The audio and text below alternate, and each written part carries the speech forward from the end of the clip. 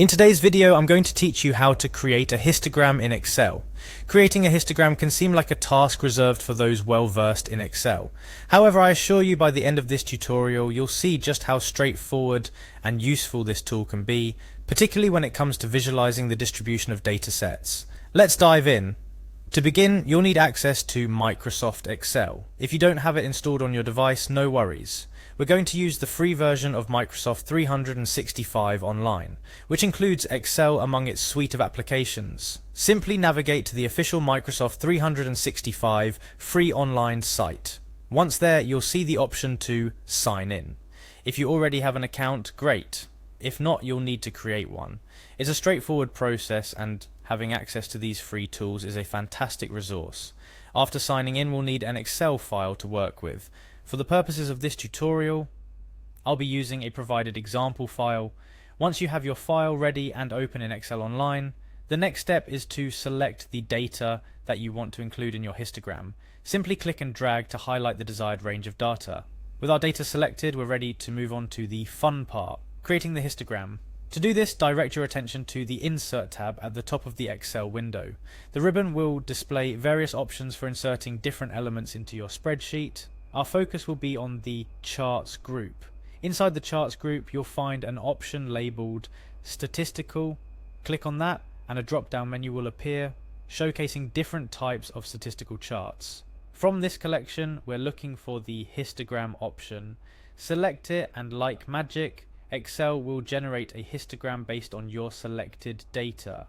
This histogram is not only a visual representation of your data's distribution, but is also fully customizable. Excel automatically does a lot of the heavy lifting by choosing intervals and calculating frequency distributions, but you can adjust these settings to best fit your data analysis needs. One of the great features of Excel's histograms is the ability to modify the bin size. Bins are essentially the range of values within which your data points are grouped.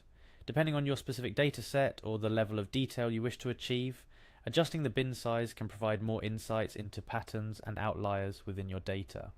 Moreover, you can enhance your histogram's appearance and readability by tweaking the chart styles and colors.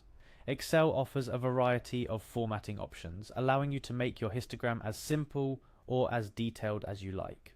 Whether you're presenting to colleagues, working on a school project, or analyzing data for personal projects, adapting the visual style of your histogram can make your findings more accessible and impactful.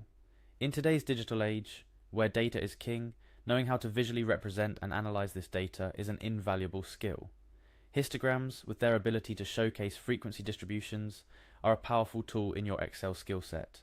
Not only do they help in identifying patterns, trends, and outliers, but they also facilitate a deeper understanding of your data. By following the steps outlined in this tutorial, you're now equipped to harness the power of Excel histograms in your data analysis endeavors. Remember, the key to becoming proficient with any software tool is practice. So, I encourage you to explore beyond what we've covered. Experiment with different datasets, try out various chart styles, and familiarize yourself with the myriad of options Excel offers. The more you practice, the more confident and skilled you'll become. That wraps up our guide on how to create a histogram in Excel. I hope you found this tutorial helpful. Whether you're a student, professional, or someone with a keen interest in data analysis, mastering histograms in Excel can significantly enhance your data visualization capabilities. Thank you for joining me today. If you have any questions or would like to see more tutorials, feel free to leave a comment. Happy analyzing.